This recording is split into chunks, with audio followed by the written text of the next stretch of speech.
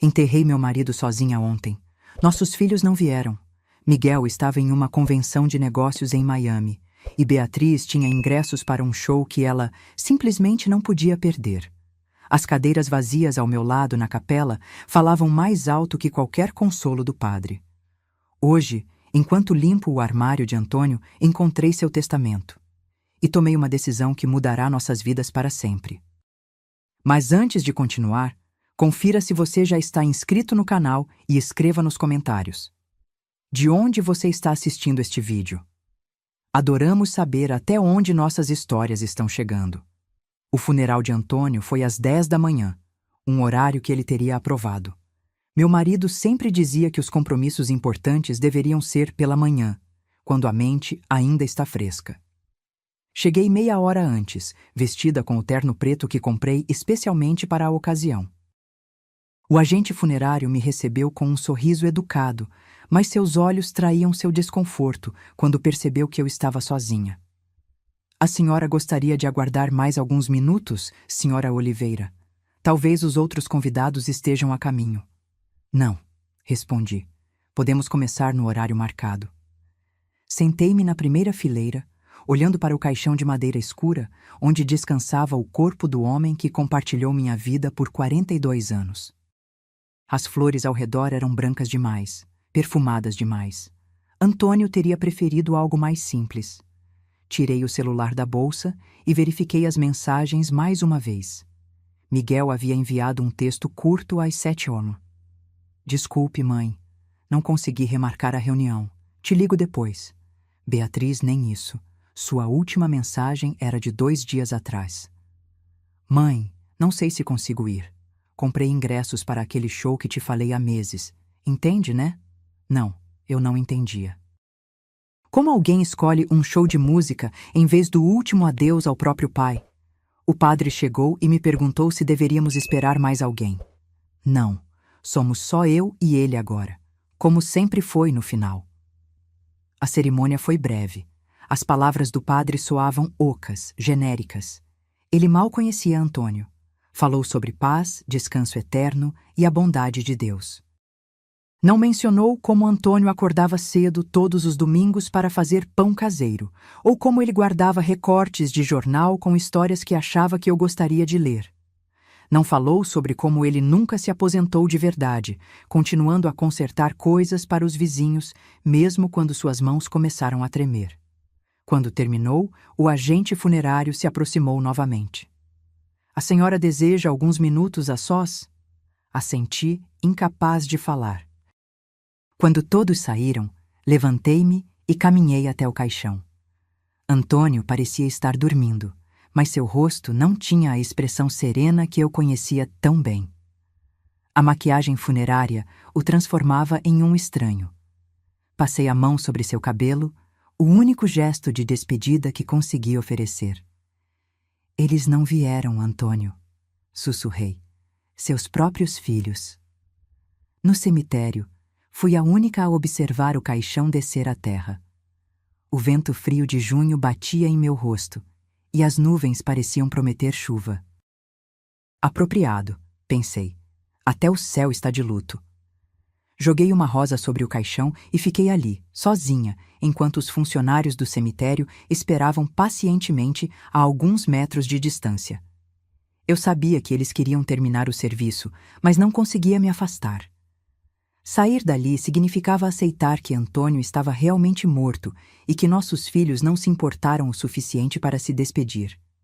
De volta para casa, o silêncio era ensurdecedor. A casa onde criamos nossos filhos, onde construímos nossa vida, agora parecia grande demais, vazia demais. A poltrona de Antônio na sala, gasta pelo uso de décadas, os chinelos dele ainda perfeitamente alinhados ao lado. O controle remoto no braço da cadeira, exatamente onde ele o deixou na última vez. Sentei-me à mesa da cozinha e abri uma garrafa de vinho. Não o barato que normalmente comprávamos, mas um dos especiais que guardávamos para ocasiões. Que ocasião poderia ser mais importante que esta? Servi uma taça e levantei em um brinde silencioso. Enquanto bebia, peguei meu celular novamente. Por hábito, abri o Instagram. Não era uma usuária frequente, mas seguia meus filhos para acompanhar suas vidas, já que eles raramente ligavam. A primeira publicação me fez engasgar com o vinho. Era de Beatriz, postada há 2 horas, uma selfie dela com 3 amigas, todas sorrindo amplamente com taças de mimosa na mão. A legenda dizia: dia perfeito com minhas meninas. Brunch de domingo. Amizade verdadeira.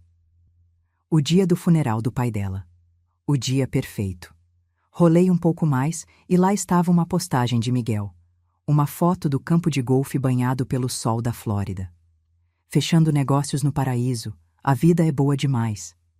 Fechei o aplicativo e deixei o celular cair sobre a mesa. Minhas mãos tremiam, mas não era de tristeza. Era algo diferente. Algo que nunca havia sentido com tanta intensidade. Uma mistura de raiva, decepção e uma clareza repentina que parecia iluminar tudo. Terminei meu vinho e subi para o quarto que compartilhei com Antônio por quase meio século. Abri seu armário, sentindo o cheiro familiar de loção pós-barba e sabonete. Seus ternos estavam pendurados em ordem, do mais escuro para o mais claro. Suas gravatas organizadas por cor. Antônio sempre foi metódico. Foi então que vi a pasta de couro na prateleira superior. Sabia exatamente o que era. Nosso testamento, documentos importantes, instruções sobre o que deveria ser feito quando um de nós partisse. Tudo preparado anos antes, quando ainda tínhamos saúde perfeita e a morte parecia distante. Peguei a pasta e sentei-me na beira da cama. Dentro, encontrei nosso testamento conjunto. Folheei as páginas até chegar à divisão de bens. Como esperado, tudo seria dividido igualmente entre Miguel e Beatriz após minha morte. A casa, as economias de uma vida inteira, o pequeno apartamento na praia que compramos como investimento. Tudo para os filhos que não puderam tirar um dia para dizer adeus ao pai. Fechei a pasta e fiquei olhando para a parede. Uma foto nossa em moldura simples, tirada no nosso 40º aniversário de casamento. Estávamos sorrindo, de mãos dadas, no jardim que Antônio cuidava com tanto carinho. Naquele momento, tomei minha decisão. Peguei o telefone e disquei o número do doutor Torres, nosso advogado há mais de 20 anos. Alô? Doutor Torres, aqui é Marta Oliveira. Sei que é domingo e peço desculpas por ligar fora de horário, mas preciso marcar uma consulta com urgência. É sobre o testamento meu e de Antônio. Quero fazer alterações, mudanças significativas. Sinto muito pelo Antônio, dona Marta. Claro, podemos marcar para amanhã cedo, se preferir. Perfeito. Quanto mais cedo, melhor. Desliguei o telefone sentindo uma estranha sensação de calma. Pela primeira vez desde que Antônio recebeu o diagnóstico terminal, 6 meses atrás, eu sabia exatamente o que fazer. Na manhã seguinte, o escritório do Dr. Torres exalava um cheiro de livros antigos e madeira polida. Ele me recebeu com um abraço contido, condolências formais que dispensei com um aceno. Não estava ali para consolo, mas para negócios. Então, dona Marta, quais mudanças gostaria de fazer no testamento? Sentei-me ereta na cadeira de couro, mãos firmes sobre a bolsa no colo. Quero remover Miguel e Beatriz como beneficiários, completamente. Seus olhos se arregalaram por um segundo, mas ele rapidamente recuperou a compostura profissional. Compreendo. E gostaria de nomear novos beneficiários? Sim. Quero deixar tudo para meu neto Lucas, filho da Beatriz.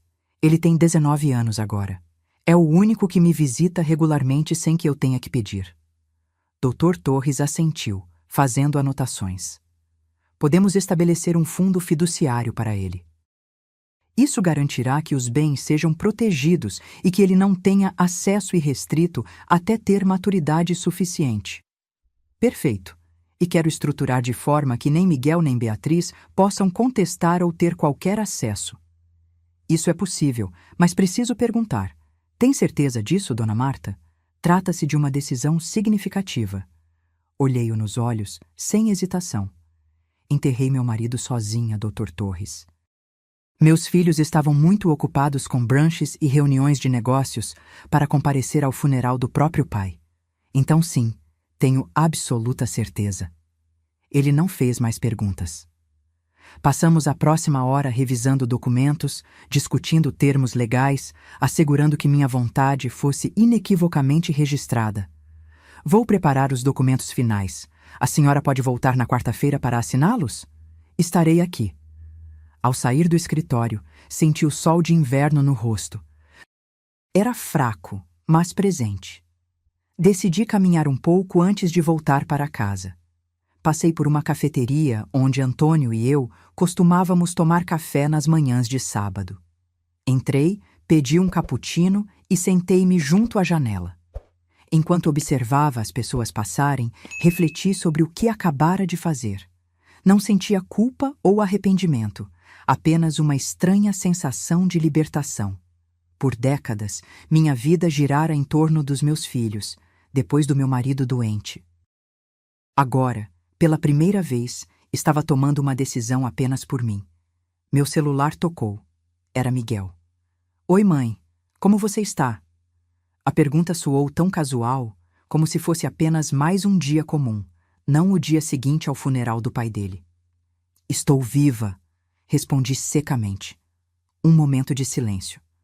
Olha, mãe, eu sinto muito por não ter conseguido ir ontem. Você não imagina como foi difícil para mim também. Difícil enquanto jogava golfe na Flórida? Outro silêncio, mais longo. Como você... Vi suas fotos no Instagram, Miguel. Você e a Beatriz, muito ocupados para o funeral, mas não para golfe e brunch. Mãe, não é justo. Essa viagem estava planejada há meses. Era uma oportunidade única para a empresa. Você sabe como as coisas são complicadas para mim agora. Sim, sei exatamente como as coisas são complicadas. Tomei um gole do meu café. Seu pai também sabia. Foi ele quem pagou sua faculdade, quem te emprestou dinheiro quando seu primeiro negócio falhou. Quem reformou a sua primeira casa para você economizar. Mãe, por favor. Preciso desligar, Miguel. Estou ocupada. Encerrei a chamada e bloqueei o telefone. Quase imediatamente ele tocou novamente. Beatriz. Rejeitei a ligação. Alguns segundos depois, uma mensagem. Mãe, o Miguel me ligou. Estamos preocupados com você. Podemos conversar? Não respondi. Terminei meu café, paguei a conta e saí. O ar frio era revigorante, quase purificador. Em casa, decidi fazer algo que não fazia há muito tempo. Comecei a limpar o escritório de Antônio. Não apenas organizar ou tirar o pó, mas realmente examinar cada item, decidir o que manter, o que doar, o que jogar fora. Na terceira gaveta da escrivaninha, encontrei uma caixa de sapatos cheia de recibos. Minha curiosidade foi despertada. Sentei-me no chão e comecei a examiná-los. O primeiro maço era de cheques que havíamos feito para Miguel ao longo dos anos, um de 50 mil colares para a capital inicial de sua empresa, outro de 30 mil reais para a reforma da casa, mais 25 mil reais para ajudá-lo quando perdeu o emprego. Cada valor vinha com uma nota anexada, na letra meticulosa de Antônio. Empréstimo para Miguel, Startup 2008, ou Ajuda Financeira, Reforma Casa Miguel 2012. O segundo maço era para Beatriz, 40 mil reais para o casamento dela, 15 mil reais para ajudar quando ela se divorciou. 8 mil reais para um tratamento dentário de Lucas que o plano de saúde não cobriu. Ao todo, os recibos somavam centenas de milhares de reais. Dinheiro que nunca foi devolvido, que sempre foi dado sob o pretexto de família se ajuda. Dinheiro de nosso suado trabalho de décadas, das horas extras de Antônio na fábrica, dos bolos que eu vendia nos fins de semana para complementar a renda. O mais revelador não eram os valores, mas os padrões. A frequência com que eles ligavam quando precisavam de algo. A rapidez com que desapareciam depois de receber ajuda. As promessas de visitas que raramente se concretizavam. Guardei os recibos de volta na caixa e a coloquei sobre a mesa. Evidência tangível de décadas de generosidade unilateral. Continuei a limpar, encontrando mais lembranças.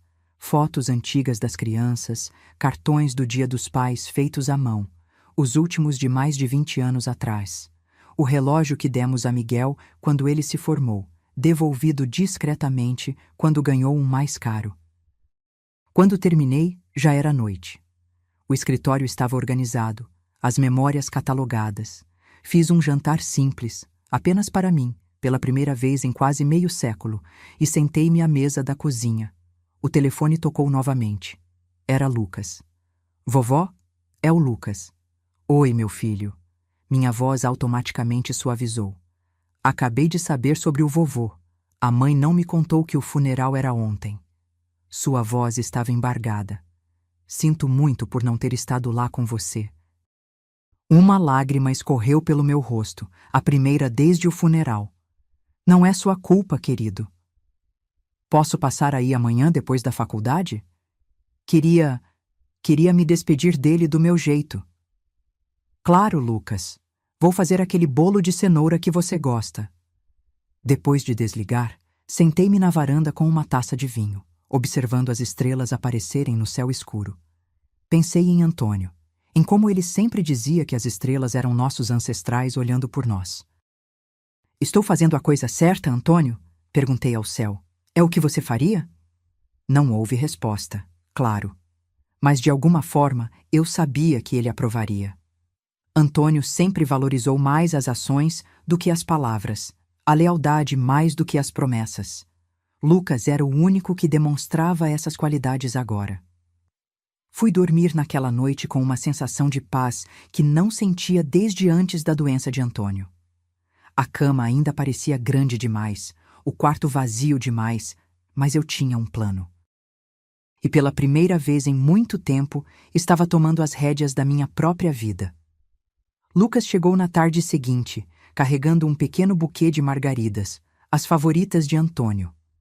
Observei-o pela janela enquanto ele se aproximava da porta, seu andar lento, ombros ligeiramente curvados. Ele não tinha a postura imponente do pai, nem a beleza chamativa da mãe. Era um rapaz quieto, com olhos gentis que lembravam os de Antônio. Abri a porta antes que ele batesse. Oi, meu filho. Ele me abraçou com força, o tipo de abraço que diz mais do que palavras. Ficamos assim por um momento, compartilhando nossa dor. Vovó, me desculpe, eu deveria ter estado aqui. Você está agora, respondi, afastando-me para olhá-lo. E isso é o que importa. Entramos e Lucas colocou as flores em um vaso na mesa da sala. Seus olhos percorreram o ambiente, parando na poltrona vazia de Antônio. Parece estranho ele não estar aqui, disse baixinho. Assenti, incapaz de falar por um momento. Fiz seu bolo favorito. Vamos tomar um café? Na cozinha, Lucas sentou-se no mesmo lugar onde sempre se sentava quando vinha nos visitar. Desde criança, aquela cadeira era dele. Serviu bolo e café, e por um tempo ficamos em silêncio confortável. Como você está, vovó? De verdade. Olhei para ele, surpresa com a pergunta direta. Meus próprios filhos raramente perguntavam como eu estava de verdade. Estou descobrindo como viver sem ele, respondi honestamente. É como aprender a andar de novo. Lucas assentiu compreensivo. Vocês estavam juntos há tanto tempo. 45 anos, mais tempo do que fiquei sem ele. Minha mãe disse que você não está atendendo às ligações dela. Tomei um gole de café antes de responder. Preciso de um tempo, Lucas. Ela disse que você parecia brava ao telefone. Estou. Coloquei a xícara na mesa com mais força do que pretendia. Seus pais não vieram ao funeral do seu avô. Eles tinham coisas mais importantes para fazer. Lucas baixou os olhos. Eu sei. Minha mãe comentou que tinha um compromisso, mas eu não sabia que era o funeral. Um brunch com as amigas, disse secamente. Ela postou fotos no Instagram durante o funeral. Seus olhos se arregalaram. Eu não sabia disso. Não estou te contando para colocar você contra ela, Lucas. Só estou cansada de fingir que está tudo bem quando não está. Ele assentiu lentamente. Entendo. E o vovô? Como foram os últimos dias? Contei a Lucas sobre as últimas semanas de Antônio. Como ele permaneceu lúcido quase até o fim. Como insistia em tomar banho sozinho mesmo quando mal conseguia ficar em pé. Como me fez prometer que não choraria muito quando ele partisse. Ele me pediu para ler para ele todas as noites, disse, sorrindo com a lembrança. Aquele livro de poesia que você deu a ele no Natal passado. Disse que a voz o acalmava. Lucas sorriu, os olhos marejados. Ele sempre gostou de poesia. Me ensinou a apreciar também. Ele tinha orgulho de você, sabia? Sempre dizia que você herdou o melhor de todos nós. Lucas enxugou uma lágrima. Posso ver o quarto dele? Só para me despedir. Levei-o até o quarto que compartilhei com Antônio por décadas. Estava como deixei na manhã anterior, exceto que havia arrumado a cama com lençóis frescos. O cheiro de Antônio ainda pairava no ar, uma mistura de loção pós-barba e o sabonete de aveia que ele usava para a pele sensível. Lucas ficou parado na porta por um momento, como se hesitasse em entrar em um espaço tão íntimo. Então, caminhou lentamente até o lado da cama onde Antônio dormia e sentou-se. Passou a mão sobre o travesseiro, sobre a colcha. Eu costumava me esconder aqui quando era pequeno, disse ele, quase para si mesmo. Quando vinha passar o fim de semana e acordava cedo demais para chamar alguém. Vovô sempre me encontrava e me levava para a cozinha para fazer panquecas. Sorri com a memória. Ele acordava com o menor barulho. Dizia que podia ouvir seus pensamentos do outro lado da casa. Lucas riu suavemente. Então, seu rosto ficou sério novamente. Vovó, tem uma coisa que eu queria te dizer. Eu estava pensando, depois que terminar a faculdade ano que vem, estava pensando em me mudar para mais perto. Talvez até, se você não se importar, ficar aqui por um tempo, para ajudar com a casa, sabe? Senti algo se aquecer dentro de mim. Esta casa sempre foi seu lar também, Lucas. Você sabe disso. Ele assentiu, olhando ao redor. Tem muitas memórias aqui. Não quero que elas se percam. Naquele momento, tive certeza de que estava tomando a decisão certa com o testamento. Lucas entendia o valor das coisas, não apenas o valor monetário, mas o valor emocional, o peso das histórias que tornavam uma casa um lar. Depois que ele foi embora, prometi mostrar-lhe os álbuns de fotos na próxima visita. Sentei-me na varanda e observei seu carro se afastar. O sol começava a se pôr, pintando o céu de laranja e rosa, as cores favoritas de Antônio. Meu telefone tocou novamente. Era Beatriz. Desta vez, atendi. Mãe, finalmente! Estou tentando falar com você há 2 dias. Estive ocupada, Beatriz. Ocupada? Mãe, estamos preocupados. Miguel disse que você estava muito brava e depois você não atendeu minhas ligações. Estava no advogado hoje, disse calmamente. Resolvendo algumas coisas do seu pai. Advogado? Sua voz subiu uma oitava. Que coisas? O testamento, Beatriz. Estou fazendo alterações. Silêncio do outro lado. Então, alterações? Que tipo de alterações? Acho que você já sabe. Mãe, olha, eu sei que você está chateada porque não pudemos ir ao funeral, mas isso é um pouco extremo, não acha? Extremo? Minha voz permaneceu calma, mais firme. Extremo é um filho não ir ao funeral do próprio pai porque prefere jogar golfe. Extremo é uma filha escolher brunch com as amigas em vez de se despedir do homem que pagou seu casamento, seu divórcio e todas as contas emergenciais do seu filho. Isso não é justo. Papai entenderia. Ele sempre dizia que a vida é para os vivos. Não use as palavras dele contra mim, Beatriz. Seu pai pode ter dito isso, mas ele apareceu em cada momento importante da sua vida. Cada formatura, cada aniversário, até aquela exposição de arte horrível que você participou na faculdade. Ele estava lá. Vocês não estavam. Mãe, por favor, vamos conversar pessoalmente. Posso ir aí amanhã? Não, Beatriz. Preciso de tempo. E você precisa entender que as escolhas têm consequências. Desliguei antes que ela pudesse responder. O telefone tocou novamente quase imediatamente, mas não atendi. Em vez disso, desliguei-o completamente e entrei em casa. A noite estava caindo, trazendo consigo uma escuridão que parecia mais densa sem Antônio. Liguei todas as luzes, algo que nunca fazia quando ele estava vivo. Ele sempre reclamava da conta de luz. Pequenas rebeldias, pensei com um sorriso triste.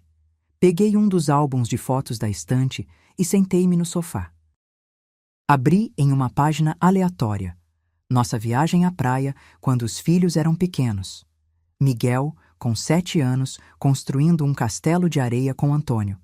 Beatriz, com 5, sentada nos meus ombros, rindo com a cabeça jogada para trás.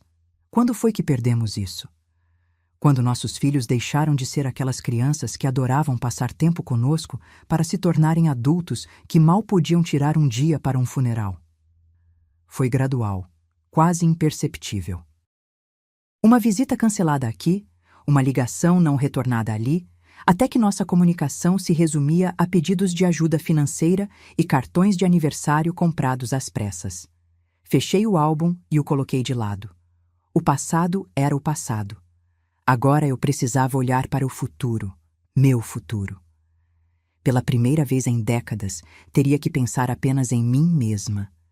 E, estranhamente, isso não parecia tão assustador quanto eu imaginava. Na quarta-feira, voltei ao escritório do Dr. Torres para assinar os documentos finais. Cada página que assinava parecia um pequeno ato de libertação. Minha mão estava firme, minha resolução inabalável.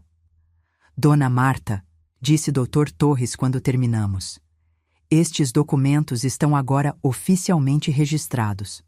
Seu testamento deixa claro que todos os seus bens, incluindo a casa, o apartamento na praia e suas economias, irão para um fundo fiduciário em nome de Lucas após sua morte.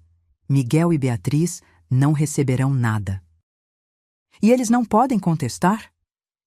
Legalmente eles podem tentar, mas construímos isso de forma bastante sólida. A senhora está em pleno uso de suas faculdades mentais. Não há coação envolvida, e suas razões estão claramente documentadas. Assenti, satisfeita. Obrigada, Dr. Torres. Se me permite perguntar, Dona Marta. Ele hesitou. A senhora pretende informar seus filhos sobre esta mudança? Considerei a pergunta por um momento. Não agora. Talvez nunca. Deixe que seja uma surpresa, como o brunch da Beatriz e o golfe do Miguel foram para mim. Ele não comentou, mantendo seu profissionalismo, mas vi uma ponta de aprovação em seus olhos. Saindo do escritório, senti-me mais leve do que em anos. O dia estava bonito, o sol de inverno fraco, mas reconfortante.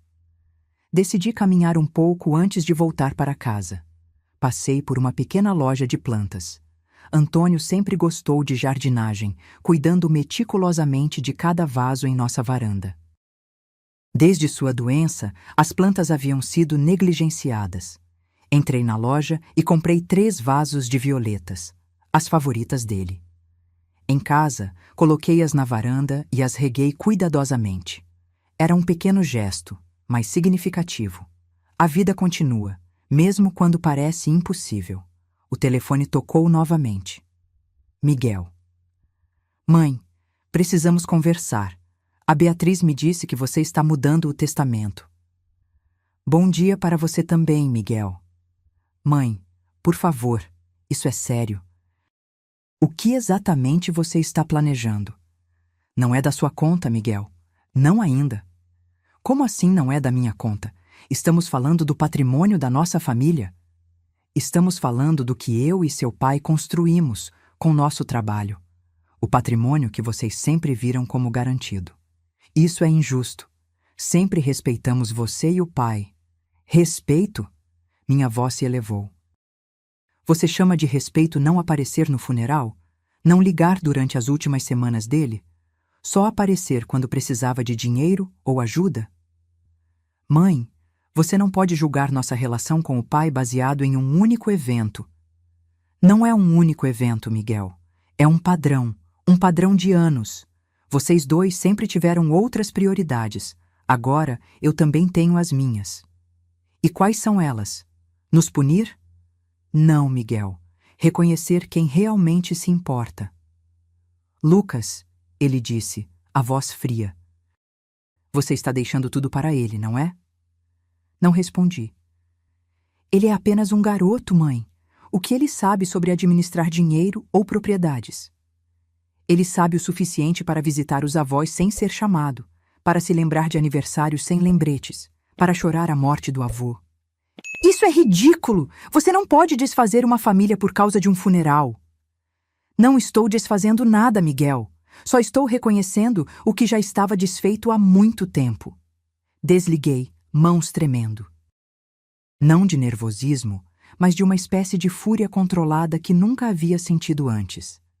Era como se décadas de frustrações reprimidas finalmente encontrassem vazão. Naquela noite, não consegui dormir.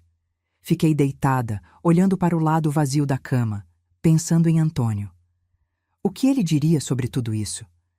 Lembrei-me de uma conversa que naquela noite não consegui dormir. Fiquei deitada olhando para o lado vazio da cama, pensando em Antônio. O que ele diria sobre tudo isso? Lembrei-me de uma conversa que tivemos semanas antes de sua morte. Ele estava fraco, mas lúcido, sentado na cadeira junto à janela, enquanto o sol da tarde banhava seu rosto magro. Marta, ele disse, voz rouca pela doença. Você se lembra do que meu pai dizia sobre herança? Assenti. O pai de Antônio, um homem simples do interior, tinha poucas posses, mas muita sabedoria. Que herança não é apenas o que você deixa, mas para quem você deixa, respondi. Exato. Antônio sorriu fracamente. Passei a vida tentando construir algo para nossos filhos, mas talvez... Ele fez uma pausa, respirando com dificuldade. Talvez devêssemos pensar melhor sobre isso. Na época, achei que era apenas divagação de um homem enfrentando sua mortalidade. Agora, parecia profético. Levantei-me, incapaz de suportar mais o silêncio do quarto. Fui até a cozinha e fiz um chá. Enquanto a água fervia, percebi algo. Pela primeira vez desde a morte de Antônio, não me sentia completamente perdida. A raiva, a decisão sobre o testamento, a clareza repentina sobre meus filhos, tudo isso me dava um propósito. Na manhã seguinte, fui surpreendida por batidas fortes na porta. Eram quase 9 horas. Quando abri, Beatriz estava parada na entrada, bem vestida como sempre, cabelo perfeitamente arrumado, maquiagem impecável. Mas seus olhos estavam vermelhos. Mãe, ela disse, entrando sem esperar convite. Precisamos conversar. Fechei a porta lentamente. Bom dia para você também, Beatriz. Ela parou no meio da sala, olhando ao redor como se procurasse mudanças. Seus olhos pousaram nas violetas na varanda. Plantas novas? Sim. Papai teria gostado, ela disse em uma tentativa óbvia de estabelecer conexão. Sim, ele teria, respondi simplesmente, mantendo distância emocional. Beatriz suspirou e sentou-se no sofá. Mãe, o Miguel me contou sobre a conversa de vocês, sobre o testamento. Imaginei que sim. Você não pode estar falando sério, mudar tudo agora, depois de tantos anos. Por que não? É meu direito. Mas é injusto, somos seus filhos. E o que isso significa exatamente, Beatriz? Ter o mesmo sangue? Porque ultimamente parece que só significa aparecer quando precisam de algo. Ela recuou como se tivesse sido esbofeteada. Isso é horrível, mãe. Nós te amamos, sempre amamos você e o pai. Amor são ações, Beatriz. Não palavras, não intenções, ações. Um erro, mãe. Cometemos um erro ao não ir ao funeral. Estávamos em choque, não sabíamos como lidar. Em choque enquanto postava fotos de brunch no Instagram? Minha voz permaneceu calma, mas cortante. Em choque enquanto bebia mimosas com as amigas? Seu rosto empalideceu. Você viu isso? Vi. Assim como vi todas as desculpas ao longo dos anos. Os aniversários esquecidos, as visitas canceladas, as ligações não retornadas. Não é justo comparar tudo isso. Temos nossas próprias vidas, nossos trabalhos, nossas famílias. E nós não éramos parte dessas vidas, Beatriz. Só éramos convenientes quando precisavam de algo. Ela começou a chorar, lágrimas escorrendo pelo rosto perfeitamente maquiado. Por favor, mãe, não faça isso, não nos puna assim. Não estou punindo ninguém, estou reconhecendo a realidade. E o Lucas? Por que ele merece tudo e nós nada? Porque ele esteve presente.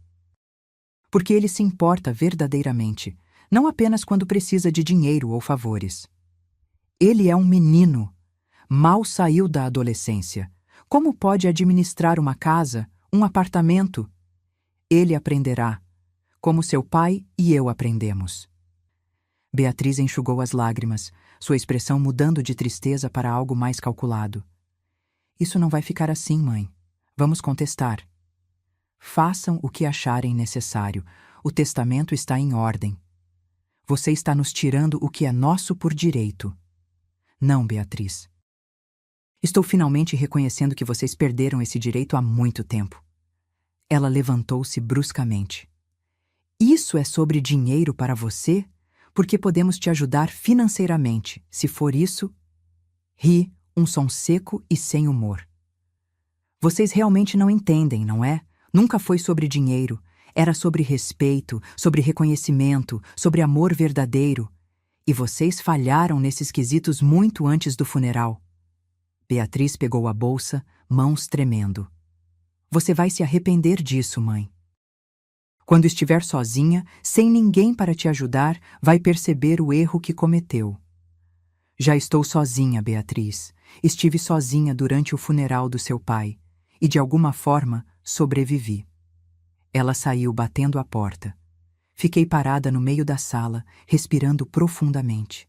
Não havia lágrimas, não havia arrependimento. Apenas uma estranha sensação de paz, como se um peso enorme tivesse sido removido dos meus ombros. Naquela tarde, Sônia, minha vizinha há mais de 30 anos, veio me visitar. Ela trouxe uma torta caseira e seu característico sorriso acolhedor. Como você está, Marta? Perguntou, sentando-se comigo na varanda. Estou diferente, respondi honestamente. Nem melhor nem pior, apenas diferente. Ela assentiu, compreensiva. A Beatriz esteve aqui hoje. Vi o carro dela. Sim. Não parecia feliz quando saiu. Não estava. Sônia me conhecia bem demais para fazer perguntas diretas. Em vez disso, cortou 2 pedaços de torta e me entregou um. Antônio amava esta torta, comentei. Ele sempre pedia a receita, mas eu nunca dava. Ela sorriu. Era meu poder sobre ele. Rimos juntas, um momento de leveza em dias sombrios. Sabe, disse Sônia depois de um tempo, quando perdi meu Roberto, todo mundo me dizia como eu deveria me sentir, o que deveria fazer. Ninguém realmente perguntava o que eu queria. Olhei para ela, surpresa com a observação.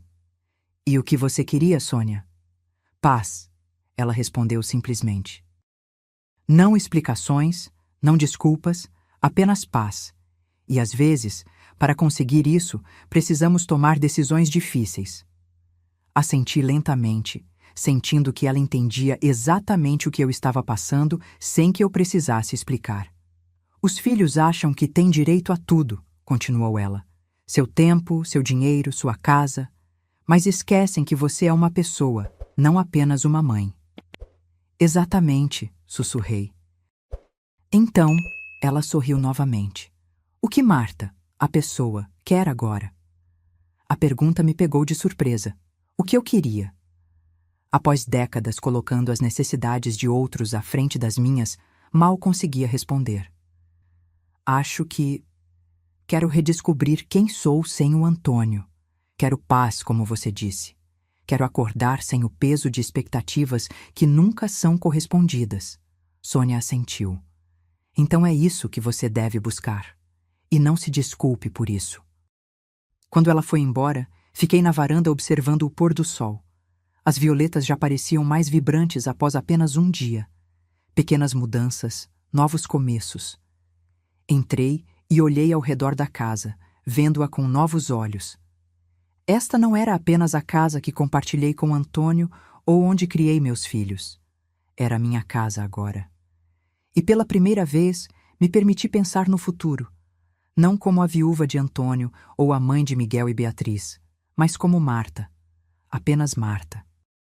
Uma semana se passou sem notícias de Miguel ou Beatriz. O silêncio deles não me surpreendeu nem me incomodou. Na verdade, era quase um alívio não ter que gerenciar suas emoções além das minhas. Lucas, por outro lado, ligava todos os dias. Breves conversas, nada forçado, apenas para saber como eu estava. Ele não mencionou seus pais, e eu não perguntei. Algumas feridas precisam de tempo para cicatrizar, se é que cicatrizariam. No domingo de manhã, decidi fazer algo que não fazia há anos. Peguei a caixa de pinturas no armário do corredor, soprei a poeira acumulada e a levei para a varanda. Antes de conhecer Antônio, antes dos filhos, antes de tudo, eu pintava. Nada profissional, apenas aquarelas simples que me davam prazer. Como tantas outras coisas, abandonei essa paixão quando as responsabilidades da vida adulta tomaram conta. Ocasionalmente, ao longo dos anos, pegava os pincéis novamente, mas sempre havia algo mais urgente para fazer. Um filho doente, uma conta a pagar, uma casa para limpar. Agora, com todo o tempo do mundo, redescobri o prazer de misturar cores, de observar a água e o pigmento dançarem no papel. Comecei com algo simples. As violetas na varanda, suas pétalas delicadas contra o fundo verde. Estava tão absorta em minha pintura que não percebi a chegada de um carro até ouvir a porta bater. Olhei para cima e vi Miguel caminhando em direção à casa. Não Beatriz desta vez, mas meu filho, normalmente tão ocupado que mal conseguia ligar. Não me movi da varanda, continuando a pintar como se não o tivesse visto. Ele subiu os degraus lentamente, parando a alguns metros de distância. "Mãe", disse ele, formal demais. "Não sabia que ainda pintava." "Há muitas coisas sobre mim que você não sabe, Miguel." Ele suspirou e sentou-se na cadeira ao lado, sem convite. "Podemos conversar como adultos?" Coloquei o pincel no pote de água. "Estou ouvindo." "Consulte outro advogado, mãe. O Dr. Torres sempre foi tendencioso, sempre favoreceu o lado do pai. Você precisa de uma segunda opinião sobre esse testamento." "Não preciso de uma segunda opinião, Miguel. Sei exatamente o que estou fazendo." "Você está com raiva. Entendo isso. Nós decepcionamos você e o pai. Mas esta não é a forma de resolver as coisas. Não estou tentando resolver nada. Estou apenas garantindo que meus bens vão para alguém que valoriza mais do que seu valor monetário." Ele franziu a testa. "O que isso significa?" "Significa que Lucas vê esta casa como lar, não como propriedade. Vê as lembranças, não apenas o valor de mercado. Isso não é justo. Claro que valorizamos as memórias." "Quando foi a última vez que você veio aqui sem precisar de algo, Miguel? Quando foi a última vez que ligou apenas para conversar, não para pedir dinheiro ou ajuda?" Ele desviou o olhar, incapaz de responder. "Não me lembro também", continuei. "Mas posso te dizer exatamente quando Lucas veio pela última vez. Há 3 dias.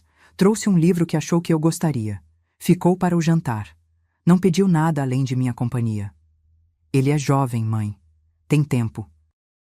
Nós temos carreiras, responsabilidades. E eu e seu pai éramos o quê? Hobbies? Passatempos que vocês podiam ignorar quando conveniente?" Miguel passou a mão pelo cabelo, um gesto que lembrava tanto Antônio que quase doeu. "Não foi intencional, mãe. A vida acontece. As pessoas se distanciam. Sim, a vida acontece. E agora isso está acontecendo." O pai não concordaria com isso. Senti raiva crescendo dentro de mim novamente. "Não fale pelo seu pai, Miguel. Você mal falava com ele nos últimos anos. Não tem ideia do que ele pensava ou sentia. Ele nunca foi vingativo." "Isto não é vingança", interrompi, mantendo a voz controlada. "É consequência. Vocês fizeram escolhas ao longo dos anos. Agora estou fazendo as minhas." Miguel ficou em silêncio por um momento, então mudou de tática. "Pense no futuro, mãe. O Lucas é jovem, inexperiente. Ele pode acabar perdendo tudo, sendo enganado." Como você foi enganado naquele investimento para o qual pediu dinheiro ao seu pai há 5 anos? Aquele que era garantido e que nunca vimos um centavo de retorno?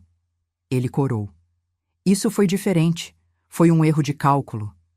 Bem, talvez Lucas cometa erros também, mas serão os erros dele, com o que ele herdou legitimamente, não o que ele exigiu antecipadamente. É isso então? Você já decidiu? Sim, Miguel, já decidi. Ele se levantou, ajeitando o paletó caro que provavelmente compramos com nossa ajuda anos atrás. A Beatriz estava certa. Você vai se arrepender quando perceber o quanto nos afastou. Vocês já estavam afastados, Miguel. Só estou reconhecendo o óbvio. Ele desceu os degraus da varanda sem olhar para trás. Observei seu carro se afastar, sentindo uma mistura de tristeza e resolução. Não havia alegria em confrontar meus filhos assim, mas também não havia mais medo de desagradá-los. Voltei à minha pintura, mas o momento havia passado. Em vez disso, entrei e liguei para Lucas. Vovó, tudo bem? Tudo bem, querido. Estava pensando. Você gostaria de vir jantar hoje? Estou com vontade de cozinhar aquela lasanha que seu avô adorava. Claro! Posso levar sobremesa? Seria ótimo. Algumas horas depois, Lucas chegou com um pudim caseiro. Tentei fazer aquela receita da vovó Amélia, explicou, parecendo nervoso. Acho que não ficou igual ao dela, mas... Tenho certeza que está delicioso, disse, genuinamente tocada por seu esforço. Enquanto jantávamos, contei a Lucas sobre as visitas de seus pais. Não para virá-lo contra eles, mas porque ele merecia saber o que estava acontecendo. Eles estão muito bravos com você, comentou brincando com o garfo. Sim, estão. Entendo por que você fez isso, vovó, disse ele depois de um momento. Mas não quero ser o motivo de uma briga familiar. Você não é o motivo, Lucas. As escolhas deles ao longo dos anos são o motivo. Você é apenas a pessoa que demonstrou que existia uma alternativa às suas atitudes. Ele assentiu lentamente. Minha mãe me ligou ontem. Foi... estranho. Ela nunca liga só para conversar. O que ela queria? Perguntar sobre você, na verdade. Como você estava, o que estava fazendo. Depois começou a falar sobre quanto eles sempre fizeram por você e o vovô, como vocês eram importantes. E o que você disse? A verdade. Que eles deveriam ter dito isso ao vovô enquanto ele ainda estava vivo. Sorri tristemente. Lucas sempre foi direto, mesmo quando criança. Era uma qualidade que Antônio admirava nele. Você sabe, continuei, seu avô tinha muito orgulho de você. Dizia que você tinha herdado o melhor de todos nós, mas principalmente seu próprio senso de justiça. Lucas sorriu, olhos brilhando com lágrimas contidas. Sinto falta dele. Eu também, querido, todos os dias. Depois que ele foi embora, sentei-me na sala com uma xícara de chá, olhando para a poltrona vazia de Antônio. Era estranho como sua ausência às vezes parecia mais presente do que sua presença nos últimos anos, quando a doença o consumia lentamente. Pensei em nossa vida juntos, nas alegrias e tristezas, nas dificuldades e triunfos. Antônio e eu crescemos juntos, nos transformamos juntos. Não éramos perfeitos, tivemos nossas brigas, nossas diferenças, mas no final, sempre estávamos lá um para o outro. Era isso que mais doía na ausência dos meus filhos no funeral. Não o desrespeito a mim, mas a ele. Ao homem que trabalhou turnos duplos para pagar suas aulas de inglês e balé, que construiu aquela casa de bonecas que Beatriz tanto amava, que ensinou Miguel a andar de bicicleta com infinita paciência. Como podiam não estar lá para dizer adeus? Naquela noite, sonhei com Antônio. Estávamos jovens novamente, caminhando pela praia onde passamos nossa lua de mel. Ele sorria, aquele sorriso que iluminava seu rosto inteiro. Você está fazendo a coisa certa, Marta, dizia ele no sonho. Sempre fez. Acordei com lágrimas nos olhos, mas também com uma sensação de paz. O sonho não era real, claro, mas o sentimento sim. Eu estava fazendo a coisa certa. Pela primeira vez em muito tempo, estava pensando em mim mesma, em meu próprio futuro, em vez de apenas existir para os outros. E isso, percebi, era o que Antônio sempre quis para mim. Os dias começaram a ganhar novo ritmo. Aos poucos, fui estabelecendo uma rotina que era só minha. Acordava cedo, tomava café na varanda enquanto lia o jornal, algo que Antônio sempre fazia e que eu adotei. Depois pintava por algumas horas, redescobria velhos hobbies, reorganizava a casa ao meu gosto. A ausência de Miguel e Beatriz permanecia, mas se tornava menos dolorosa a cada dia. Não porque os amasse menos, mas porque finalmente entendia que não podia controlar suas escolhas ou forçá-los a dar o que não estavam dispostos a dar. Lucas vinha me visitar regularmente, algumas vezes trazendo trabalhos da faculdade para fazer na mesa da cozinha enquanto eu cozinhava ou organizava algo. Era uma presença tranquila, não invasiva. Ele não tentava preencher o espaço de Antônio, apenas criava seu próprio espaço na casa e na minha vida. Sônia também se tornou uma presença mais constante. Começamos a caminhar juntas pela manhã, duas viúvas enfrentando uma nova fase da vida. Às vezes conversávamos sobre nossos maridos, às vezes sobre filhos, mas frequentemente sobre nós mesmas, nossos sonhos antigos, nossos novos planos. Sempre quis conhecer o norte da Itália, comentou ela durante uma de nossas caminhadas. Roberto prometeu me levar quando se aposentasse, mas então veio o diagnóstico. Antônio e eu tínhamos planos para Portugal, respondi. Ele queria conhecer a aldeia onde os avós nasceram. E por que não vamos? Perguntou ela de repente. Nós duas? No próximo ano, talvez? A ideia me pegou de surpresa, mas quanto mais pensava, mais atraente parecia. Você está falando sério? Completamente. Estamos vivas, Marta. Temos saúde, algum dinheiro guardado. Por que não? Por que não, de fato? A ideia de viajar sem Antônio teria parecido impensável meses atrás. Agora parecia possível. Não para esquecer ou substituir nossas memórias, mas para criar novas. Vou pensar sobre isso, prometi, e realmente o fiz. Em casa, peguei o envelope de documentos de viagem que Antônio havia começado a organizar antes de adoecer. Mapas, artigos sobre pequenas aldeias portuguesas, até um livro para aprender frases básicas em português. Ele havia planejado tudo com seu cuidado meticuloso. Folheando aqueles documentos, não sentia a dor esmagadora que esperava. Em vez disso, senti uma espécie de continuidade, como se pudesse levar adiante algo que ele valorizava. Meu telefone tocou, interrompendo meus pensamentos. Era um número desconhecido. Alô? Senhora Oliveira, aqui é Mariana Souza, da empresa Souza em Filhos Incorporadora. Franzi a testa confusa. Sim? Estamos interessados em discutir uma possível proposta para sua propriedade na Rua das Acácias. Demorei um momento para processar. Era meu endereço. Minha casa não está à venda, respondi firmemente. Entendo, senhora. Mas gostaríamos de apresentar uma oferta que acredito ser muito atrativa. Estamos desenvolvendo um novo condomínio naquela área e sua propriedade é estratégica para nossos planos. Como conseguiu meu número? Perguntei, súbita desconfiança crescendo. Uma pausa. Foi indicado por um conhecido comum, Miguel Oliveira. Senti como se tivesse levado um soco no estômago. Meu próprio filho havia dado meu contato a incorporadores imobiliários? Sem meu consentimento? Sinto muito, não tenho interesse. Por favor, não me ligue novamente. Desliguei antes que ela pudesse responder. Minutos depois, o telefone tocou novamente. Era Miguel. Mãe, a Mariana da Souza em Filhos te ligou? Sim, Miguel. Como você pôde? Mãe, escuta, eles estão oferecendo um valor incrível pela casa, muito acima do mercado.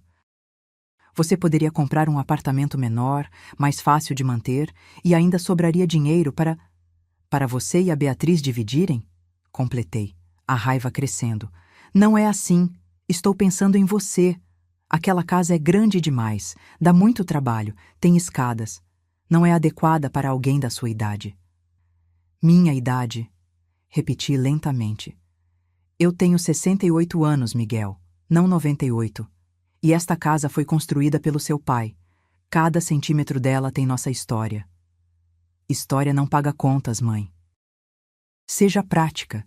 Este é um bom negócio. Não, Miguel. Este é você tentando conseguir sua parte da herança antecipadamente, já que sabe que não vai receber nada depois. Silêncio do outro lado da linha. Como você pôde? Continuei, a voz tremendo não de fraqueza, mas de raiva. Como pôde tentar vender a casa do seu pai pelas minhas costas, menos de 2 meses após sua morte? Não é assim. É exatamente assim. E isto só confirma que tomei a decisão certa sobre o testamento. Mãe. Não me ligue novamente, Miguel. Não até que esteja pronto para se desculpar sinceramente. Não só comigo, mas com a memória do seu pai. Desliguei, mãos tremendo. Sentei-me pesadamente no sofá, tentando processar o que acabara de descobrir. Havia ingenuidade da minha parte, percebi. Achei que eles estavam bravos porque eu mudara o testamento, porque escolhera Lucas, mas era mais básico que isso. Eles queriam o dinheiro, a propriedade, os bens materiais. Não as memórias, não o legado emocional, não o respeito pelo que construímos. Apenas os ativos financeiros. A dor dessa realização era aguda, mas também libertadora. Confirmava, além de qualquer dúvida, que minha decisão fora correta. Liguei para Dr. Torres. Dona Marta, como posso ajudá-la? Preciso adicionar uma cláusula ao testamento. Quero garantir que minha casa não possa ser vendida por pelo menos 10 anos após minha morte. Quero que permaneça na família, que seja usada, vivida, não apenas convertida em dinheiro. Podemos fazer isso. Quer que eu prepare os documentos para assinar amanhã? Por favor. E Dr. Torres, tem como garantir que Miguel e Beatriz não possam me colocar como incapaz? Tenho medo que tentem assumir minhas finanças antes que eu parta. Vou preparar uma documentação completa, atestando sua sanidade mental atual. Também posso sugerir que faça exames médicos regulares para documentar sua capacidade. E podemos designar o Lucas como seu representante legal, caso ocorra algo que a impeça de tomar decisões. Sim, por favor. Todos esses passos. Após desligar, senti-me estranhamente calma. Havia algo libertador em encarar a realidade por completo, sem ilusões. Miguel e Beatriz não eram monstros, apenas pessoas egoístas que viam a família como uma fonte de recursos, não de amor. E eu não precisava mais fingir que era diferente. Na tarde seguinte, Lucas apareceu sem avisar. Parecia perturbado. Vovó, o que está acontecendo? Minha mãe me ligou chorando, dizendo que você está sendo manipulada, que está doente. Suspirei. Entre, querido. Temos muito o que conversar. Levei-o para a varanda e contei tudo. O testamento, as reações de Miguel e Beatriz, a tentativa de Miguel de vender a casa sem meu conhecimento. Eles acham que estou ficando senil, concluí. Que não posso tomar minhas próprias decisões. Isso é ridículo. Você está mais lúcida que todos nós juntos. Eles estão desesperados, Lucas. E pessoas desesperadas fazem coisas desesperadas. Ele parecia genuinamente perturbado. O que posso fazer para ajudar? Apenas continue sendo você mesmo. É tudo que preciso. Ele assentiu, então hesitou. Vovó, tem uma coisa. Não queria contar, mas acho que você deveria saber. Minha mãe me ofereceu dinheiro para te convencer a mudar de ideia sobre o testamento. Senti como se todo o ar tivesse sido sugado dos meus pulmões. Quanto? 20% do valor da casa e do apartamento na praia. Disse que seria meu adiantamento da herança. Balancei a cabeça incrédula. E o que você disse? Disse que ela deveria ter vergonha de si mesma, que o vovô ficaria enojado. Lágrimas brotaram em meus olhos. Sinto muito que você tenha sido colocado no meio disso. Não sinta. Não foi você quem me colocou aqui. Naquela noite, depois que Lucas foi embora, senti uma determinação renovada. Não permitiria que tentassem me diminuir ou me fazer duvidar da minha própria mente. Não deixaria que destruíssem o que Antônio e eu construímos apenas por ganância. Peguei um álbum de fotos e comecei a percorrer as páginas lentamente. Fotos antigas dos primeiros anos de casamento. Miguel bebê nos braços de Antônio. Beatriz em seu primeiro dia de aula. Férias na praia, aniversários, formaturas. Por muito tempo vivi pelas memórias, pela ilusão da família que fomos um dia. Agora, finalmente, estava pronta para viver pelo presente e pelo futuro que ainda podia construir para mim mesma. O outono chegou trazendo dias mais curtos e noites mais frias. 6 meses haviam se passado desde a morte de Antônio, e embora a dor de sua ausência nunca desaparecesse completamente, havia aprendido a conviver com ela. Não mais como um peso esmagador, mas como uma presença constante, quase reconfortante. A situação com Miguel e Beatriz permanecia tensa. Após a descoberta da tentativa de vender minha casa, cortei comunicação direta com eles. Tudo passava por Dr. Torres agora, uma precaução que ele mesmo sugeriu. Ainda recebia ocasionalmente mensagens de texto, variando de súplicas emocionais a acusações veladas de insanidade. Não respondia a nenhuma. Lucas continuava presente, uma constante em minha nova vida. Ele havia começado seu último ano na faculdade de engenharia e frequentemente trazia projetos e trabalhos para fazer em minha casa. Penso melhor aqui, dizia. É mais tranquilo que o dormitório. Eu suspeitava que era mais sua forma de me fazer companhia sem parecer óbvio, mas apreciava o gesto. Em uma tarde de sábado particularmente bonita, Lucas apareceu com um pacote grande e desajeitado nos braços. "O que é isso?" perguntei curiosa. "Um presente." Ele sorriu, colocando o pacote no chão da varanda. "Abra." Desembrulhei cuidadosamente o pacote e encontrei uma pintura emoldurada. Era uma aquarela da nossa varanda, com as violetas que plantei em primeiro plano e, ao fundo, a silhueta de um homem olhando para o jardim. Inconfundivelmente Antônio, com sua postura característica. "Lucas", sussurrei, tocando a imagem delicadamente. "Você pintou isso?" "Sim. Não sabia se você ia gostar." Nunca fui muito bom em arte, mas lembrei como o vovô sempre ficava nesse lugar específico da varanda todas as manhãs, olhando para o jardim antes de começar o dia. Lágrimas brotaram em meus olhos. Era verdade. Antônio tinha esse ritual. Todo dia, antes mesmo do café, ele saía para a varanda e ficava alguns minutos em silêncio, contemplando o jardim que tanto amava. "É perfeito", disse, a voz embargada. "Absolutamente perfeito." "Pensei que poderíamos pendurá-lo na sala", sugeriu ele timidamente. Assenti, incapaz de falar.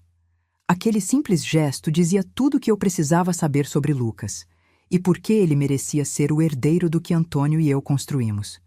Não era apenas o dinheiro ou a propriedade que ele valorizava, era as memórias, os pequenos detalhes que faziam nossa família ser o que era. Naquela noite, após Lucas ir embora, pendurei o quadro no lugar de honra na sala. Sentei-me no sofá e fiquei olhando para ele por um longo tempo, lembrando-me de todas as manhãs em que observei Antônio naquela exata posição, seu ritual silencioso de gratidão pelo novo dia. No dia seguinte, recebi um envelope formal do escritório do Dr. Torres. Dentro, havia uma notificação de que Miguel e Beatriz haviam oficialmente contestado minha capacidade mental e estavam solicitando uma avaliação judicial para determinação de curatela. Em termos simples, eles estavam tentando me declarar incapaz de tomar minhas próprias decisões. Meu primeiro impulso foi raiva, uma fúria ardente que me fez querer ligar para eles e dizer coisas que nunca poderia retirar. Mas respirei fundo e liguei para Dr. Torres. "Já estou ciente, Dona Marta. Recebi a notificação esta manhã. O que eles podem fazer? Legalmente? Sem evidências concretas de incapacidade, muito pouco. Tenho todos os documentos que assinamos. Tenho testemunhos de sua lucidez. Temos os exames médicos recentes. Esta é uma tática desesperada. Mesmo assim, Parei, sem palavras para descrever a traição. Eu sei, é doloroso quando vem dos próprios filhos, mas não se preocupe, estamos bem preparados. Após desligar, sentei-me na cozinha, sentindo-me estranhamente calma. Havia algo quase libertador na ideia de que eles finalmente haviam mostrado suas verdadeiras intenções. Não havia mais necessidade de fingir, de manter aparências, de esperar uma reconciliação que nunca viria. Peguei o telefone e liguei para Sônia. Ainda está interessada naquela viagem à Itália? Marta? Claro! O que aconteceu? Nada. Tudo. Percebi que a vida é curta demais para esperar pelo momento perfeito. No dia seguinte, fomos a uma agência de viagens e começamos a planejar nossa viagem para o próximo verão. 2 semanas na Itália para Sônia, seguidas de uma semana em Portugal para mim, para visitar a aldeia dos antepassados de Antônio. Era um plano ousado para 2 viúvas que nunca haviam viajado sozinhas, mas a empolgação superava o medo. Quando saímos da agência, Sônia apertou meu braço gentilmente. Antônio ficaria orgulhoso de você. Acha mesmo? Tenho certeza. Ele sempre dizia que você era mais forte do que pensava. Era verdade. Antônio sempre viu em mim uma força que eu mesma não reconhecia. E agora, finalmente, estava começando a vê-la também. Na semana seguinte, recebi uma convocação oficial para comparecer a uma audiência preliminar sobre a petição de curatela. Dr. Torres me acompanharia, claro, mas ainda assim senti um frio na barriga. A ideia de enfrentar meus filhos em tribunal, de vê-los tentar me declarar incapaz, era quase insuportável. Quando contei a Lucas sobre a audiência, ele ficou furioso. Não posso acreditar que eles fariam isso. É tão baixo. É desespero, respondi, com mais calma do que sentia. Eles perceberam que não podem me manipular, então estão tentando outro caminho. Posso testemunhar a seu favor? Dizer ao juiz como você está lúcida e capaz? O Dr. Torres acha que não será necessário chegar a esse ponto, mas agradeço, querido. Ele parecia genuinamente angustiado. Sinto muito que você esteja passando por isso, vovó, especialmente depois de perder o vovô. E peguei sua mão. Sabe, Lucas, às vezes as piores situações nos mostram quem realmente somos. Perder seu avô foi devastador, mas me fez perceber que tenho mais força do que imaginava. E esta situação com seus pais, bem, pelo menos agora sei exatamente onde estou. Na manhã da audiência, vesti-me com cuidado, não como uma idosa frágil, mas como a mulher competente que era. Cabelo arrumado, maquiagem leve, meu melhor conjunto. Queria que o juiz visse não apenas que eu estava lúcida, mas que estava forte. Dr. Torres me encontrou na entrada do fórum. Pronta? Mais do que nunca. A sala de audiências era menor do que eu imaginava, mais informal. Miguel e Beatriz já estavam lá com seu advogado, um homem jovem de terno caro e expressão confiante. Evitei olhar diretamente para meus filhos, concentrando-me apenas no juiz, um homem de meia idade com olhos atentos e gentis. A audiência começou com as formalidades habituais. O advogado de Miguel e Beatriz apresentou sua argumentação, que eu estava tomando decisões irracionais após a morte de meu marido, que havia mudado drasticamente meu testamento sem motivo aparente, que estava desperdiçando meus recursos com uma viagem internacional. Doutor? Torres então apresentou nossa defesa.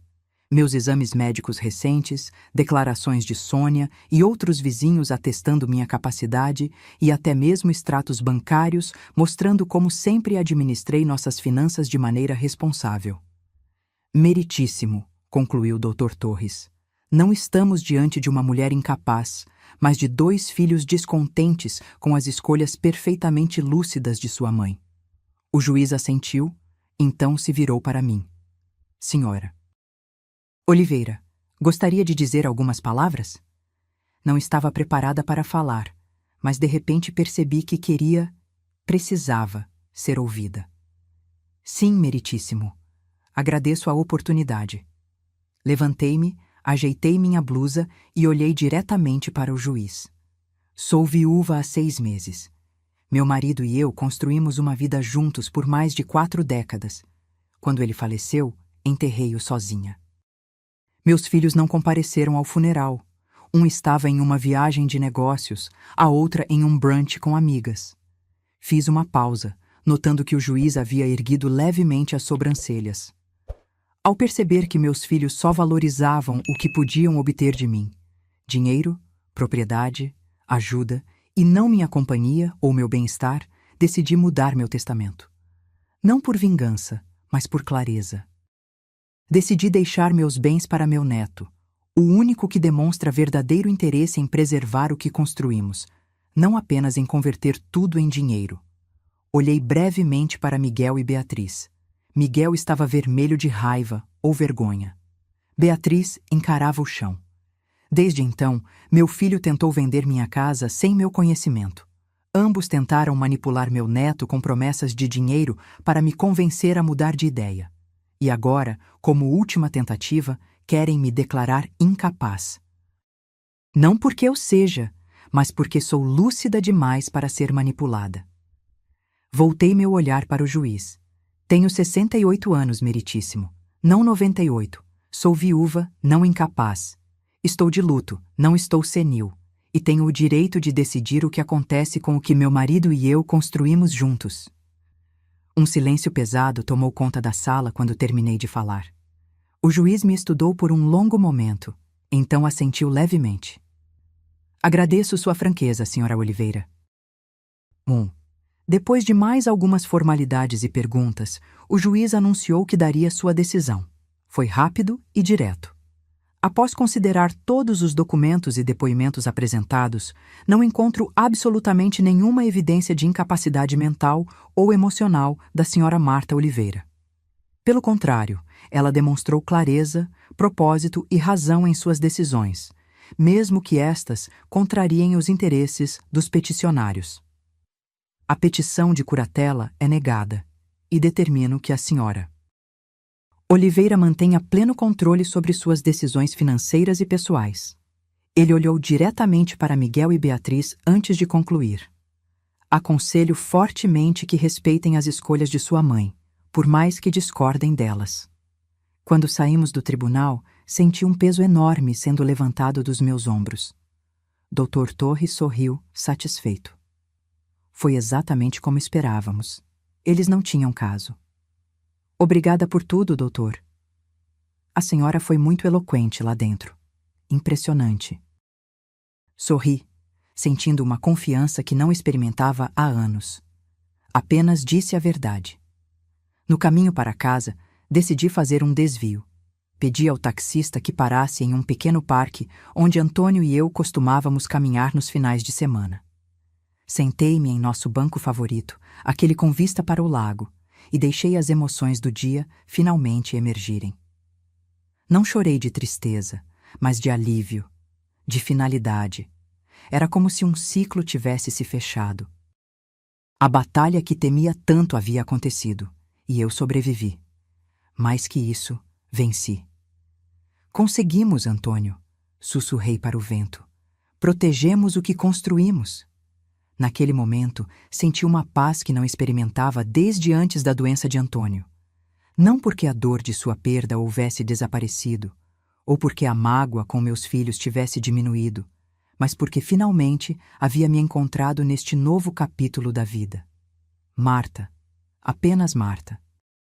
Não mais definida apenas como esposa de Antônio ou mãe de Miguel e Beatriz. Uma mulher com seu próprio valor, suas próprias escolhas, seu próprio caminho a seguir. E pela primeira vez, esse caminho não parecia tão assustador. 1 ano se passou. As estações mudaram. A vida seguiu seu curso. A dor da ausência de Antônio tornou-se algo diferente. Não mais um ferimento aberto, mas uma cicatriz que, embora permanente, já não doía ao toque. Viajei para a Itália com Sônia, como planejado. Vimos Florença, Veneza, pequenas aldeias na Toscana que pareciam saídas de pinturas. Em seguida, segui sozinha para Portugal, para a pequena aldeia de onde vinham os avós de Antônio. Chamava-se Aldeia da Serra, um vilarejo minúsculo encravado entre montanhas verdes. Quando cheguei, senti uma estranha familiaridade, como se Antônio estivesse me guiando por ruelas que ele mesmo nunca conheceu. Encontrei primos distantes que nos receberam de braços abertos quando expliquei quem eu era. Mostraram-me a casa onde o avô de Antônio nasceu, agora uma pequena loja de artesanato. Contaram histórias sobre a família que eu nunca havia ouvido. Mostraram fotos antigas de parentes que compartilhavam o mesmo sorriso de meu marido. Em uma tarde particularmente clara, subi até o miradouro que oferecia vista para todo o vale. Tirei do bolso um pequeno saquinho com uma porção das cinzas de Antônio que havia guardado especialmente para este momento. Chegamos, meu amor, sussurrei, enquanto o vento gentilmente levava uma parte dele para a terra de seus ancestrais. Voltei para casa renovada, com histórias para contar e fotos para mostrar a Lucas, que havia se formado na faculdade e, como prometido, mudou-se temporariamente para minha casa, para ajudar com a manutenção, segundo ele. A verdade, que ambos sabíamos sem precisar dizer, era que ele queria estar por perto. Não por obrigação ou interesse, mas por genuíno afeto. E eu agradecia por sua presença todos os dias. Em uma tarde de domingo, estávamos na varanda, Lucas lendo um livro enquanto eu pintava, quando um carro desconhecido estacionou em frente à casa. Para minha surpresa, Beatriz saiu dele sozinha. Fazia quase um ano que não a via ou falava com ela, desde a audiência no tribunal. Nosso único contato havia sido cartões formais de Natal e aniversário, sem mensagens pessoais. Lucas se levantou, tenso. Quer que eu peça para ela ir embora? Não, respondi, colocando o pincel de lado. Vamos ver o que ela quer. Beatriz subiu os degraus da varanda hesitantemente, como se temesse ser expulsa. Estava diferente, mais magra, com olheiras visíveis, cabelo menos arrumado que o habitual. Mãe, ela disse voz baixa, posso falar com você, a sós? Olhei para Lucas, que assentiu. Estarei lá dentro se precisar, disse ele, lançando um olhar de advertência para sua mãe antes de entrar. Indiquei a cadeira vazia ao meu lado. Sente-se. Ela obedeceu, mãos inquietas no colo. Por um momento, nenhuma de nós falou. O silêncio era preenchido apenas pelo canto dos pássaros e pelo farfalhar das folhas. Você parece bem, ela finalmente disse. A viagem foi boa? Então ela sabia da viagem. Provavelmente Lucas havia contado. Foi maravilhosa. Conheci parentes do seu pai em Portugal. Eles têm o mesmo sorriso dele. Ela assentiu, olhos marejados. Eu deveria ter ido com você. Não respondi. Não havia resposta para dar. Miguel e eu nos separamos, ela continuou abruptamente. Como irmãos, quero dizer. Não nos falamos mais. Isso me surpreendeu. Por quê? Por causa do processo, da tentativa de vender a casa, de tudo. Ela respirou fundo. Ele queria continuar, tentar outro ângulo legal. Eu disse que chega, que estávamos apenas nos destruindo. Discutimos feio. Sinto muito, disse. E era verdade. Apesar de tudo, nunca quis ver meus filhos brigando entre si. Não sinta. Você estava certa, sobre tudo. Ela olhou diretamente para mim, os mesmos olhos de Antônio, agora cheios de lágrimas. Sobre como tratamos vocês, sobre o funeral, sobre nossas prioridades. Senti um nó na garganta. O que mudou, Beatriz? Eu. Ela enxugou uma lágrima. Comecei terapia depois do tribunal. Não queria, achava que não precisava, mas Lucas insistiu. Olhei para a porta da sala, pensando no meu neto, sempre o pacificador. A terapeuta me fez ver coisas que eu não queria enxergar, continuou Beatriz. Como eu sempre coloquei coisas materiais, status, aparências à frente do que realmente importa. Como aprendi a ver vocês como recursos, não pessoas. Ela pausou, respirando fundo. Não estou aqui para pedir nada, mãe. Nem perdão, nem dinheiro, nem para mudar o testamento. Só queria que você soubesse que entendo agora. e que sinto muito, verdadeiramente. Estudei o rosto de minha filha, procurando sinais de manipulação ou falsidade. Não encontrei. Apenas dor genuína, arrependimento real. Seu pai teria gostado de ouvir isso, disse finalmente. Eu sei, ela soluçou. É isso que mais dói, que não posso dizer a ele. Ficamos em silêncio novamente, mas um silêncio diferente. Não carregado de ressentimento, mas de uma tristeza compartilhada.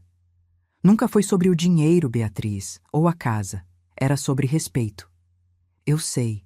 Agora eu sei. Estendi a mão e, pela primeira vez em muito tempo, toquei o rosto da minha filha. O que você quer agora? Ela pareceu surpresa com a pergunta.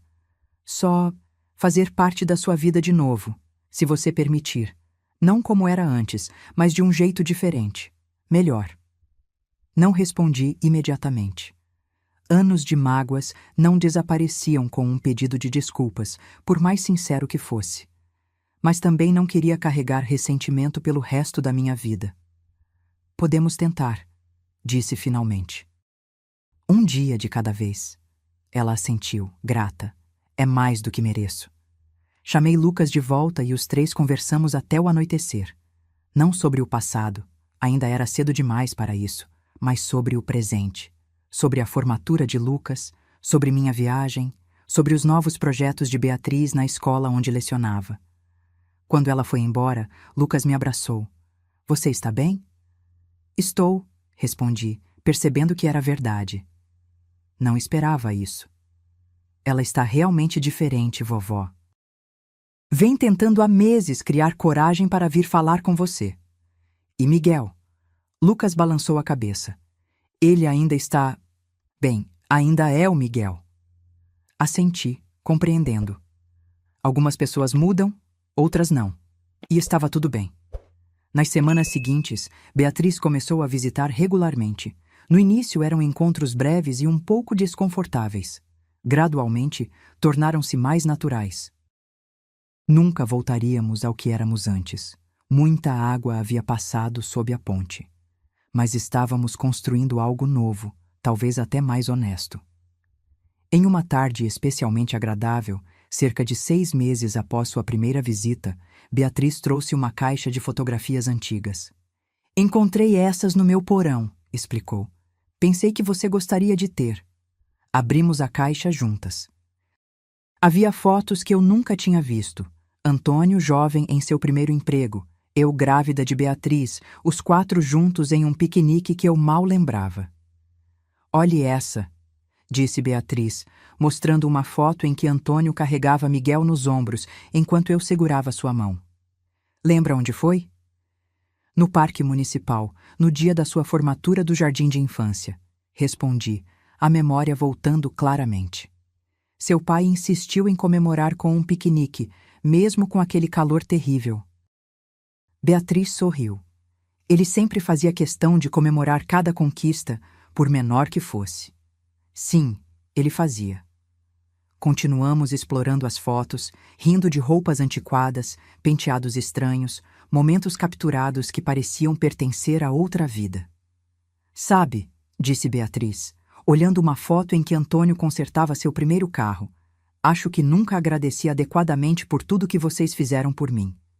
Não precisava agradecer. Éramos seus pais. Mesmo assim. Vocês deram tudo de si e nós... Bem, você sabe. Peguei sua mão. O passado é passado, Beatriz. Não podemos mudá-lo, mas o futuro ainda está em aberto. Ela apertou minha mão em resposta. Obrigada por esta segunda chance. Mais tarde, depois que ela foi embora, sentei-me na varanda com uma taça de vinho. O pôr do sol pintava o céu em tons de laranja e rosa, as cores de Antônio. Você tinha razão, disse em voz baixa, como se ele pudesse ouvir. Sobre herança ser mais que bens materiais. Sobre escolher com cuidado para quem deixamos nosso legado.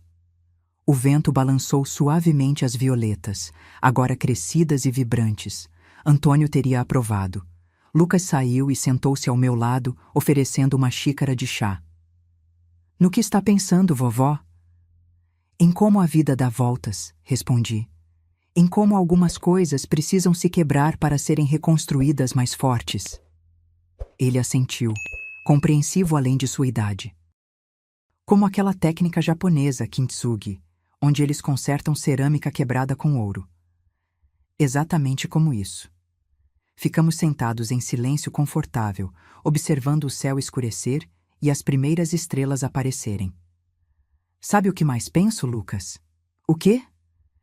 Que a verdadeira herança não é o que está no testamento. É isso. Estes momentos, estas memórias, este amor que sobrevive mesmo quando tudo parece perdido. Ele sorriu, aquele mesmo sorriso de Antônio que agora via também em Beatriz. O vovô sempre dizia algo parecido. Sim, respondi, sentindo uma paz profunda. Ele sabia das coisas. Olhei para o céu estrelado, para a casa que construímos, para o neto ao meu lado e soube com certeza que, apesar de tudo, tinha feito a escolha certa. Não apenas sobre o testamento, mas sobre como viver o resto de meus dias, com dignidade, com propósito, com amor. E isso, mais do que qualquer propriedade ou conta bancária, era o verdadeiro legado que Antônio e eu deixaríamos para o mundo. Se você gostou dessa história, clica em se inscrever e me diz nos comentários qual parte te deixou de queixo caído. Ah, e não esqueça de se tornar membro para ter acesso a vídeos exclusivos que não posto aqui. Te espero lá.